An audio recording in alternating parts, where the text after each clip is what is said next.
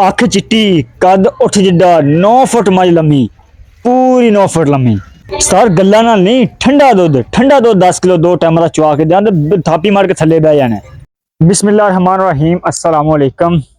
आप देख रहे हैं मेरा यूट्यूब चैनल अर्न फ्रॉम बैफलो और मैं आपका मेज़बान अबू का शाह।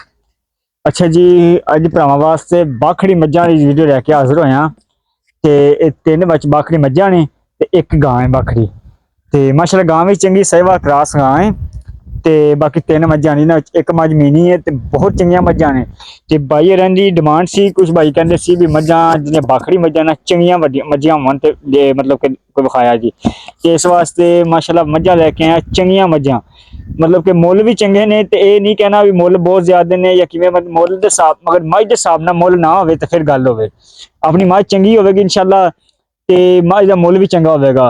ते इस वीडियो च मैं मुੱਲ नहीं करने क्योंकि मुੱਲ जड़े ना फिर करिए भाई कहते हैं यार अं ते मतलब कि बोल रही है इस तरह बस तुहानू मज वेख तुहानू आइडिया हो जाए तुसीं फोन करके नंबर दे देंगे तो तुसीं राबता कर लिया जे ते तुहाडे नाल भाई बिल्कुल प्यार मुहब्बत हो जाएगी। मज जिहड़ी मज पसंद होवे फोन ते अपना गल कर सकदा है। व्हाट्सअप नंबर भी जो देंगे वो नंबर व्हाट्सअप जो नंबर तो देंगे व्हाट्सअप भी होगी।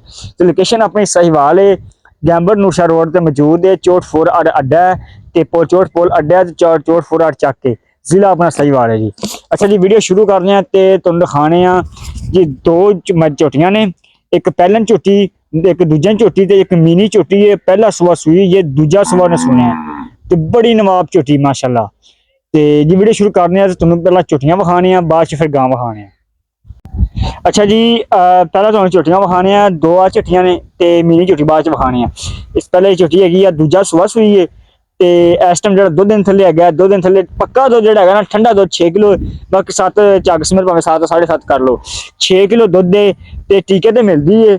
एक टाइम टीका लैंदी है एक टाइम पाड़े ते एक टाइम थापी मारते पाड़े ते थले बह जाने ते सुकून ने मिल पैने ते माशाल्लाह बड़ी खूबसूरत झोटी है चिट्टी आखे सिर मत्था सोना ते एडी एडी पशम है मज दी झोटी ते दूजा सुबह सुई ये ते मगर इहदे कुछ भी नहीं फिलहाल हैगा क्योंकि बाखड़ी है बच्चे बुच्चे घट ही होंगे नहीं क्योंकि जो माल असीं गुजरात सियालकोट या कितों दूरों मंगाई दा ना तो उन्होंने बच्चे को मुश्किल ही होंगे नहीं जिन्होंने होंगे वो विखा दिया जिन्होंने नहीं होंगे वो फिर जाहिर गल नहीं विखाईदा। हुण आ जिहड़ी झोटी है माशाल्लाह चिट्टी अख झोटी दी ते बड़ी खूबसूरत झोटी है कद चंगा है लाम चंगी है निक्की जी वक्खी झोटी दी ते थन सोहना है माशाल्लाह। टुन्नी वेखो टुन्नी दा बिल्कुल निशान है जूम करके विखा थले आ गई अस तसल्ली नाल विखा ते थन मुठ मुठ दा थन है माशाल्लाह मुठ मुठ दा थन है चंगियां वंडा ते बड़ी खूबसूरत झोटी है निक्की जी वक्खी है ते बकाया तुहानू खोल के तसल्ली नाल विखाने आ।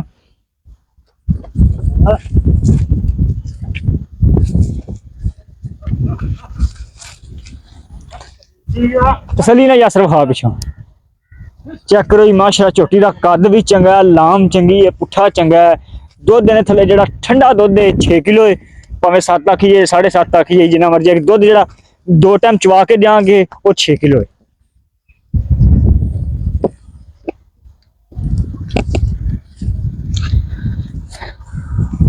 प्योर नीली दी झोटी है प्योर नीली दी।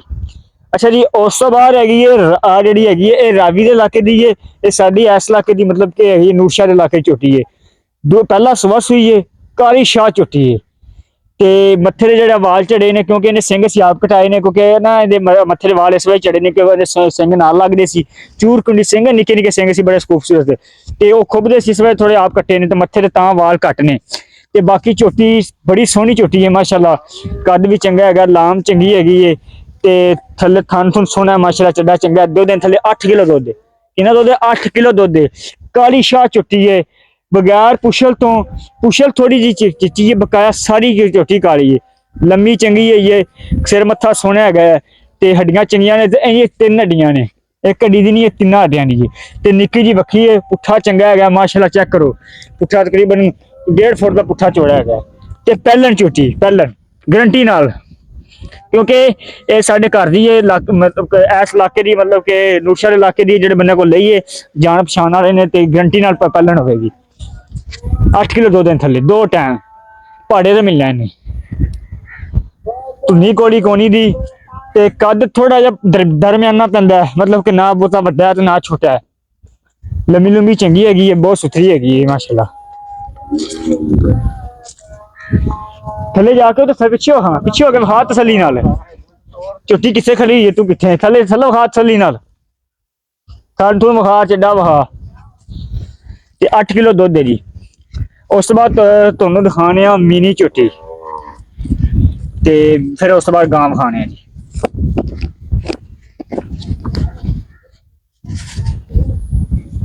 ਜੀ ਉਸ ਤੋਂ ਬਾਅਦ ਹੈਗੀ ਹੈ ਮਿਨੀ ਝੋਟੀ। ਪਹਿਲਾ ਸਵਾ ਸੂਈ ਹੈ ਮਾਸ਼ਾਅੱਲਾ, ਪਰ ਕਿਆ ਹੀ ਬਾਤ ਹੈ।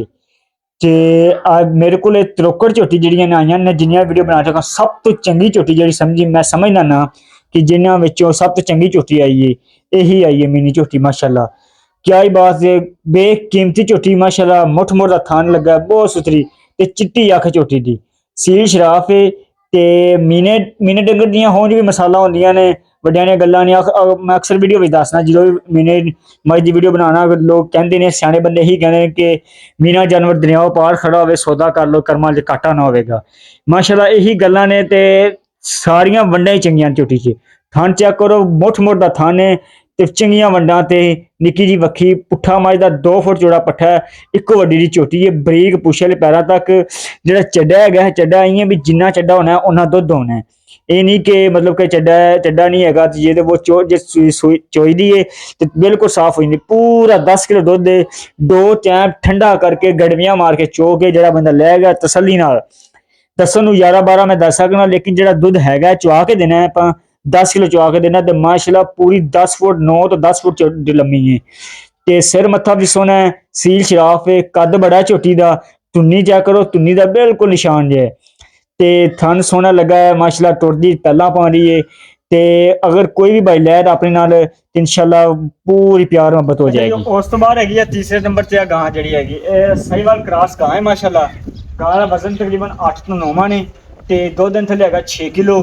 ਤੇ ਮਗਰ ਇਹਦੇ ਬੱਚਾ ਹੈਗਾ ਮਤਲਬ ਤਕਰੀਬਨ 30,000 ਦਾ ਬੱਚਾ ਹੋਣਾ, 28 ਤੋਂ 30,000 ਦਾ। ਸਾਹੀਵਾਲ ਨਸਲ ਦਾ ਚੰਗਾ ਬੱਚਾ ਮਾਸ਼ਾਅੱਲਾ। ਤੇ ਗਾਂ ਬੜੀ ਸੁਥਰੀ ਹੈ, ਸਿਰ ਤੋਂ ਮੀਨੀ ਹੈ ਤੇ ਗੋਰੇ ਰੰਗ ਦੀ ਸਾਹੀਵਾਲ ਕ੍ਰਾਸ ਹੈ।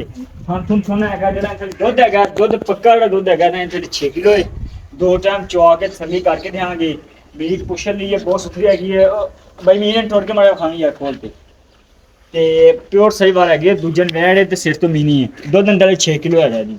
ਮਗਰ ਇਹਦੇ ਬੱਚਾ ਜਿਹੜਾ ਤਕਰੀਬਨ 28 ਤੋਂ 30,000 ਦਾ ਹੈਗਾ ਪੱਕਾ। ਇਹ ਨਾ ਵੇਖੋ ਵੀ ਚੱਡਾ ਜਿਹੜੀ ਹੈਗਾ ਜਾਂ ਮਤਲਬ ਕਿ ਨਜ਼ਰ ਨਹੀਂ ਕੁਛ ਆਉਂਦਾ। ਤੇ ਇਹ ਦੁੱਧ ਜਿਹੜੇ ਬੰਦੇ ਲੈਣਾ ਚੋ ਕੇ ਲੈਣੀ ਹੈ, ਪੂਰਾ 6 ਕਿਲੋ ਦੁੱਧ ਚੋ ਕੇ ਤੇ ਬੰਦ ਯਾਰ। ਤੇ ਜਿਹੜੀ ਇਹਦੀ ਕੀਮਤ ਹੈਗੀ, ਕੀਮਤ ਇਹਦੀ 1,70,000 ਰੁਪਏ ਹੈ। 1,70,000 ਰੁਪਏ ਦੀ ਕੀਮਤ ਹੈ। ਤੇ ਉਸ ਤੋਂ ਬਾਅਦ ਤੁਹਾਨੂੰ ਵਿਖਾਣੇ ਇੱਕ ਮੱਝ।